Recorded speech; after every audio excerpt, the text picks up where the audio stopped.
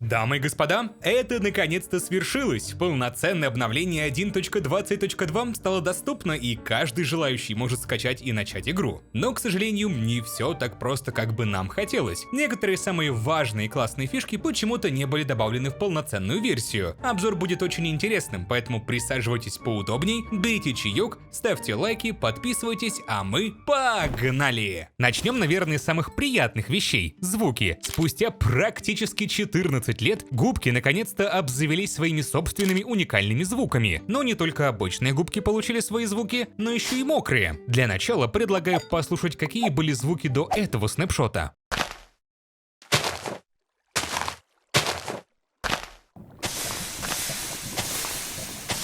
Да, самые типичные и обычные звуки для любого блока. Теперь давайте послушаем новые звуки.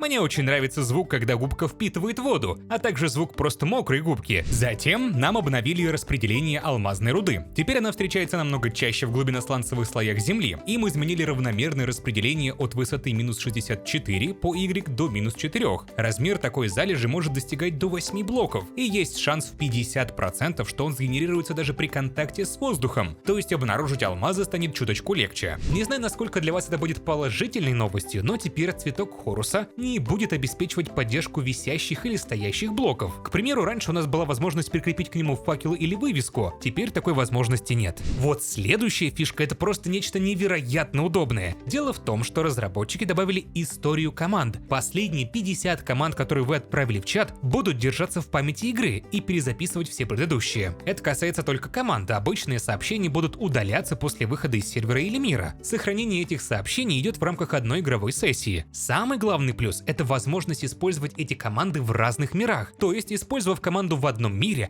перезайдя в другой, я все еще могу получить к ним доступ, даже после того, как я перезайду в саму игру. Это максимально удобно, и я рад, что это добавили. История команд хранится в файлах игры в текстовом документе под названием Command History. Блоки барьеров — это вот те красные блоки, которые похожи на знак запрета, теперь можно без проблем размещать под водой. Не то чтобы их раньше нельзя было там размещать, просто теперь это полностью обтекаемый блок. Поставив его под водой, мы не увидим пустого пространства. Теперь поедание Хоруса будет на все 100% спасать вас от падения. Это работает следующим образом. Вы падаете, быстро едите Хорус, и он мигом вас телепортирует на землю. Таким образом, вы не получаете урон от падения. Это работает на любой высоте. Уверен, вам это точно поможет. Из более технических вещей разработчики добавили новое сочетание клавиш для меню отладки. Теперь, если мы нажмем F3+1, то сможем увидеть диаграмму. При помощи F3+2 появится FPS и TPS. А если нажмем F3+3, то покажется пропускная способность и пинг, но я не на сервере, поэтому у меня ничего не видно. Возможно, вы этого не замечали, но когда игрок или моб садился в вагонетку, то он как будто бы немного выдвигался вперед. Из-за этого его ноги слегка выглядывали вперед и просматривались из вагонетки. Такой проблемы теперь больше возникать не должно. Но ноги все равно немного видно. Наконец-то это свершилось, и разработчики смогли исправить то, что уже несколько лет мешало игрокам. В частности, они изменили расчеты, определяющие, может ли моб атаковать игрока или других мобов. Для наглядности продемонстрирую вам, что теперь, если моб находится прямо над вами или полностью под вами, то он не сможет вас достать ни в коем случае. То есть условно, теперь зомби не сможет ударить вас прямо через двери. Со мной это случалось очень часто, а когда играешь на хардкоре, такие штуки могут стоить тебе целого мира. Но будьте предельно аккуратны. Не только изменения в нашу пользу были, но еще и в пользу самих мобов. Дело в том, что раньше от эндермена нас спасало всего 1,5 блока. То есть, если на вас нападал эндермен, достаточно было поставить под собой блок и плиту. Тогда он не смог вас ранить. Согласитесь, это немного туповато, учитывая, что эндермен ростом в 3 блока, и он 100% может нас достать. Вот и разработчики поняли, что это максимально глупо, и тоже это исправили. Теперь, чтобы от него укрыться, понадобится столбик в 3 блока высотой, то есть в 2 раза больше. Только в этом случае вы будете в безопасности. То же самое касается и другой ситуации. Раньше мобы могли атаковать нас своим, скажем так, верхним хитпоинтом, хитбоксом. То есть смоделируем ситуацию. Моб находится прямо над нами, но мы ниже за него на 1,5 блока. В этом случае он не может нас достать, хотя его хитбокс по сути да. Теперь же в аналогичной ситуации моб запросто сможет нанести нам урон. Все из-за того, что наша голова находится в зоне досягаемости его нижнего хитбокса. Согласен, возможно, это неприятное нововведение, но теперь, если мы будем передвигаться на лошади, то маленькие враждебные мобы, такие как бэйби-зомби, не смогут нам навредить. То есть они решили взять функционал верблюда и применить его к лошади. За это спасибо. К слову, насчет верблюдов. Они теперь тоже изменились, их улучшили.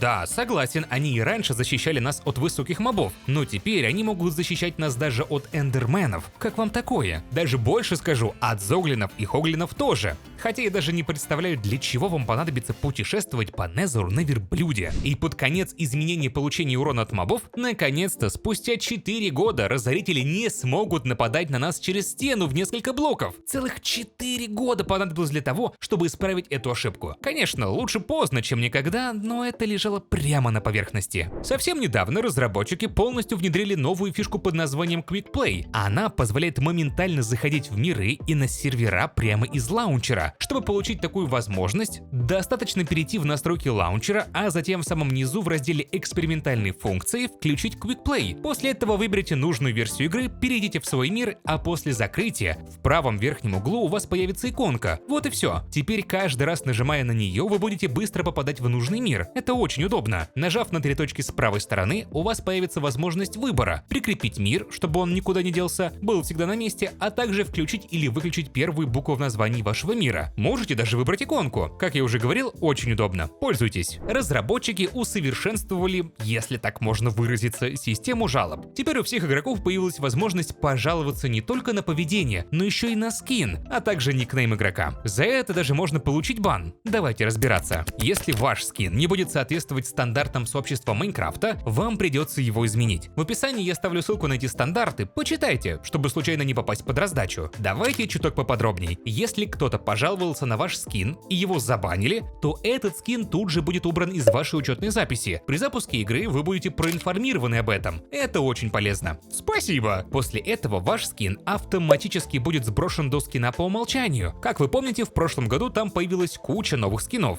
Переживать не стоит, если ваш скин будет забанен, вы все равно сможете играть в одиночном мире и даже на официальных серверах. То есть эта ошибка не будет дорого стоить. Вы в любой момент сможете выбрать себе новый скин и загрузить его в свою учетную запись. Вот насчет никнейма все не так просто, как бы нам хотелось. После того, как банят ник игрокам, вы тоже будете проинформированы при первом же запуске игры. Но вы не сможете играть на официальных серверах до того момента, пока не смените свой ник. То есть в любом случае вам обязательно придется выбрать новый ник. Вам не дадут какой-то рандомный, но пока вы будете забанены, вы спокойно сможете играть в одиночном мире. Я более чем уверен, что вы уже ждете, когда я расскажу про изменения в торговле с крестьянами, но, к сожалению или к счастью, нам не добавили эти кардинальные изменения в 1.20.2. Все это доступно для игры, но в экспериментальном режиме, то есть при настройке мира вы можете зайти и выбрать ребаланс крестьян. Скорее всего, разработчики хотят добавить это в 1.21 и довести до ума эти изменения, но про них я вам сейчас расскажу. Библиотекари из разных биомов, в которых может генерироваться деревня, будут продавать разные зачарованные книги. Каждый из библиотекарей в этих биомах будет иметь уникальную зачарованную книгу, которую он будет продавать, достигнув торговли уровня мастер. То есть теперь каждому игроку придется исследовать все 7 существующих биомов, чтобы заполучить нужные ему зачарованные книги. Как по мне, такая идея очень интересно выглядит. К слову, сами разработчики добавили, что это, цитирую, раскроет некоторые сведения об истории каждого типа деревень через продаваемые в них зачарования. Теперь, после того, как мы вылечили зомби-крестьянина, и он превратился в обычного здорового моба, он даст нам большую скидку только в первый раз. После того, как он будет повторно заражен и излечен, новую скидку до предыдущей он, к счастью, не добавит. А вот теперь давайте-ка мы с вами посмотрим на новые сделки, которые разработчики решили нам добавить. В пустыне мы сможем заполучить огнестойкость, шипы и бесконечность. Это обычные книги. Особая книга на последнем уровне торговли будет эффективность в 3-го уровня. В джунглях, да, не удивляйтесь, вам понадобится построить там деревню и вывести нового библиотекаря. Если кто вдруг не знает или забыл, то в джунглях есть уникальные жители, точнее внешний вид, но деревни там пока не генерируются. Так вот, из обычных книг там будут невесомость, защита от снарядов и сила. А вот особая книга — прочность 2-го уровня. На равнинах мы сможем заполучить откидывание, это это чары для лука, а затем небесная кара и, конечно же, бич членистоногих. Особой книгой в этом биоме будет защита 3-го уровня. Саванна порадует всех игроков Java 4 книгами, в то время как игроков Bedrock только 3. Дело в том, что чары на разящий клинок существуют только на Java версии, а вот проклятие несъемности и отдача доступны на каждой платформе, можете быть спокойны. Особенная книга в этот раз острота 3-го уровня. Не забывайте, что у нас есть еще и заснеженные биомы, в них тоже генерируются деревни разного типа. Из простых книг в них сможем найти подводник, добыча или доход. А особенная книга — это шелковое касание.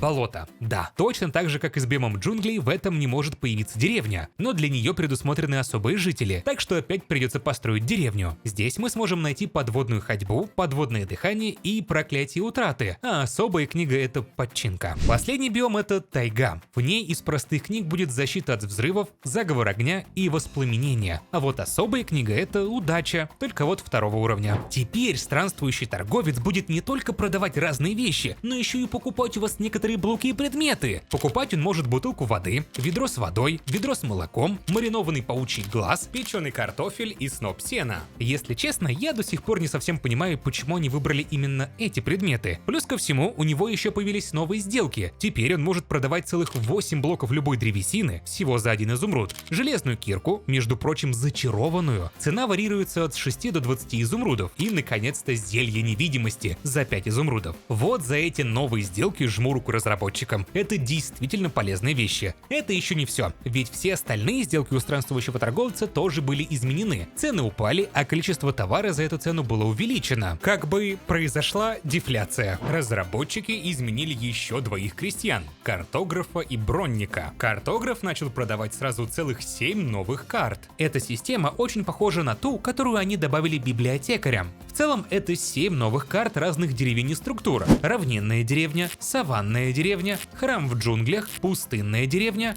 хижина ведьмы, таежная деревня и снежная деревня. Как заявляют сами разработчики, цитирую, это поможет игрокам, которые хотят быстро найти определенное место, не дожидаясь, пока они случайно на него наткнутся. Как по мне, это вполне отличный аргумент, и я с ним полностью согласен. Точно так же, как и библиотекарь продает разные книги в зависимости от своего местоположения, картограф исследует этой же механики. В пустынной деревне можно будет найти карту для саванной деревни, равнинной деревни, а также храма в джунглях. В джунглевой деревне можно получить карту саванной деревни, пустынной деревни и карту исследователя болот, то есть хижину ведьмы. В равнинной деревне мы найдем только 2 карты — саванной и таежной деревни. В саванной деревне продаются сразу 3 карты — пустынной деревни, равнинной деревни и карты исследователя джунглей. В снежной деревне карты до таежной деревни, равнинной деревни, а также карты исследователя болот. В болотной деревне мы сможем купить карты до снежной деревни, таежной деревни, а также карту исследователя джунглей. В последней, таежной деревне, купим карту до равнинной деревни, снежной деревни и карту исследователя болот. Теперь можем приступить к новому крестьянину — броннику. Это тот житель, который с радостью продаст нам броню. Его тоже кардинально изменили. Самое большое изменение заключается в том, что для покупки алмазной брони теперь необходимо заплатить небольшое количество алмазов, а также изумрудов. Это сделано, цитирую разработчиков, для того, чтобы сделать алмазные доспехи бронника менее полезными в начале игры, когда у игроков нет алмазов, и в то же время дать мощное преимущество опытным игрокам, потратившим некоторое время на сбор алмазов. Взамен того, что разработчики забирают возможность купить алмазную броню, у нас остается возможность купить железные доспехи, щит, а также заработать немного самих изумрудов. Как вы знаете, у каждого жителя, который умеет торговать, есть 5 уровней развития: новичок, подмастерье, ремесленник, эксперт, мастер. Так вот, все бронники, неважно в каком биоме они находятся, начиная от новичка и заканчивая ремесленником включительно, будут иметь практически одинаковые предложения. На уровне новичка это покупка угля и железа за изумруды. На уровне подмастерья броник из пустыни, равнин, саванны, тайги и снежной деревни будут продавать железные доспехи за изумруды. На том же уровне, только в джунглях и болоте, он будет продавать кольчужную броню. Да, теперь именно там можно будет ее купить. Пустынный броник на экспертном уровне будет продавать железную броню с чарами на шипы. На мастере уже продаст алмазный нагрудник и поножи с такими же чарами, а также купит у вас железный блок за 4 изумруда. Броник из джунглей на экспертном уровне продаст вам кольчужную броню с чарами на прочность 1-го уровня. На мастере мастере он продаст кольчужный шлем с чарами на защиту от снарядов, кольчужные ботинки на плавные падения первого уровня и купит блок железа. Равнинный броник на эксперте продаст железные доспехи с чарами защиты первого уровня, а на мастере алмазные поножи и ботинки с такими же чарами. Точно так же купит железный блок. Саванный броник продаст вам самую дешевую железную броню, но с чарами проклятия привязки. На мастере продаст самую дешевую, но уже алмазную броню в виде шлема и нагрудника, все с теми же чарами, и купит железный блок. Снежный броник на эксперте продаст только железные ботинки с чарами на ледоход первого уровня, а также железный шлем с чарами подводник. На мастере он продаст алмазные ботинки и алмазный шлем с такими же чарами, что и железные. Конечно же, купит железный блок. Болотный броник, как по мне, один из самых лучших. На эксперте он продаст вам кольчужную броню с чарами на подчинку. На мастере продаст кольчужный шлем с чарами подводного дыхания первого уровня, а также кольчужные ботинки с чарами подводная ходьба первого уровня. Купит железный блок. Последний, таежный броник, на экспертном уровне поможет вам заменить одну часть алмазной брони на другую, что очень даже удобно. Этим 100% будут пользоваться игроки. На мастере мы сможем купить алмазный нагрудник и поножи с защитой от взрывов первого уровня, а также продать ему алмазный блок за 42 изумруда. Теперь чародейские книги будут генерироваться в определенных структурах. Книгу на починку можно будет найти в древнем городе. Эффективность от 1 до 5 уровня будут в сундуках заброшенной шахты. В форпосте разбойников найдем быструю перезарядку от 1 до 3 уровня. А вот прочность от 1 до 3 уровня мы сможем найти как в храме джунглей, так и в пустынном храме. Хоть это минорное обновление, но все равно, как мне кажется, разработчики идут в правильном направлении. Рад, что все так складывается. Что вы думаете про это обновление? Напишите в комментариях. Подписывайтесь, ставьте лайки, жмите на колокольчик, а также посмотрите вот эти видео. Они тоже очень интересны. Еще услышимся!